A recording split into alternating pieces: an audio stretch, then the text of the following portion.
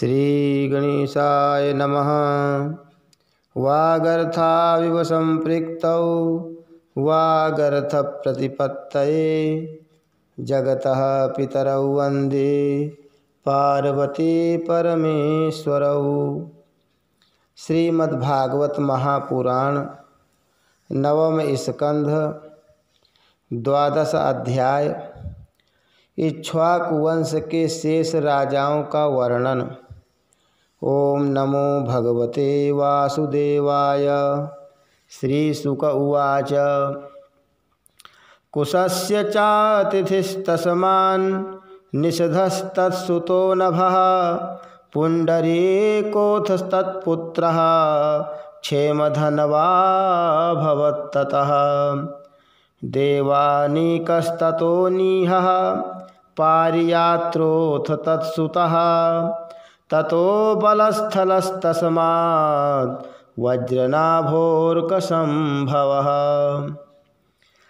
श्री सुखदेव जी कहते हैं, परीक्षित, कुश का पुत्र हुआ अतिथि, उसका निषध, निषध का नभ, नभ का पुंडरीक और पुंडरीक का क्षेमधनवा, क्षेमधनवा का देवानीक, देवानीक का अनीह, अनीह का पारियात्र, पारियात्र का बलस्थल और बलस्थल का पुत्र हुआ वज्रनाभ।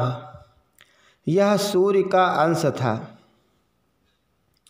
वज्रनाभ से खगण, खगण से विधृति और विधृति से हिरण्यनाभ की उत्पत्ति हुई। वह जैमिनी का शिष्य और योगाचार्य था। कौशल देशवासी याज्ञवल्क्य ऋषि ने उसकी शिष्यता स्वीकार करके उससे अध्यात्म योग की शिक्षा ग्रहण की थी। वह योग हृदय की गांठ काट देने वाला तथा परम सिद्धि देने वाला है। हिरण्यनाभ का पुष्य, पुष्य का ध्रुव संधि, ध्रुव संधि का सुदर्शन, सुदर्शन का अग्निवर्ण, अग्निवर्ण का शीघ्र और शीघ्र का पुत्र हुआ मरु।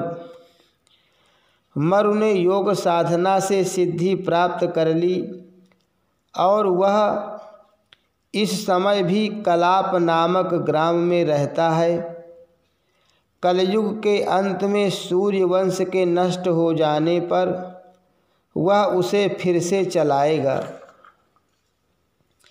मरु से प्रसुश्रुत, उससे संधि और संधि से अमरषण का जन्म हुआ। अमरषण का महास्वान और महास्वान का विश्वसाहो, विश्वसाहो का प्रसेनजित, प्रसेनजित का तक्षक और तक्षक का पुत्र बृहद बल हुआ। परीक्षित, इसी बृहद बल को तुम्हारे पिता अभिमन्यु ने युद्ध में मार डाला था। परीक्षित, इक्ष्वाकु वंश के इतने नरपति हो चुके हैं, अब आने वालों के विषय में सुनो। बृहद बल का पुत्र होगा बृहदरण, बृहदरण का उरुक्रिय, उसका वत्स वृद्ध, वत्स वृद्ध का प्रतिव्योम, प्रतिव्योम का भानु और भानु का पुत्र होगा सेनापति दिवाक। दिवाक का वीर सहदेव, सहदेव का बृहदस्व, बृहदस्व का भानुमान, भानुमान का प्रतीकास्व और प्रतीकास्व का पुत्र होगा सुप्रतीक। सुप्रतीक का मरुदेव, मरुदेव का सुनक्षत्र, सुनक्षत्र का पुष्कर, पुष्कर का अंतरिक्ष, अंतरिक्ष का सुतपा और उसका पुत्र होगा अमित्रजित। अमित्रजित से बृहदराज, बृहदराज से बरही, बरही से कृतंजय, कृतंजय से रणंजय और उससे संजय होगा।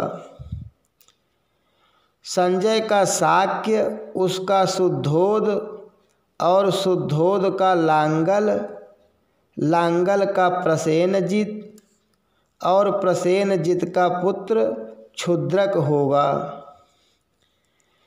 क्षुद्रक से रणक, रणक से सुरथ और सुरथ से इस वंश के अंतिम राजा सुमित्र का जन्म होगा। ये सब बृहद बल के वंशधर होंगे। इक्ष्वाकु का यह वंश सुमित्र तक ही रहेगा, क्योंकि सुमित्र के राजा होने पर कलयुग में यह वंश समाप्त हो जाएगा। हरि शरणम। श्री कृष्णार्पणमस्तु।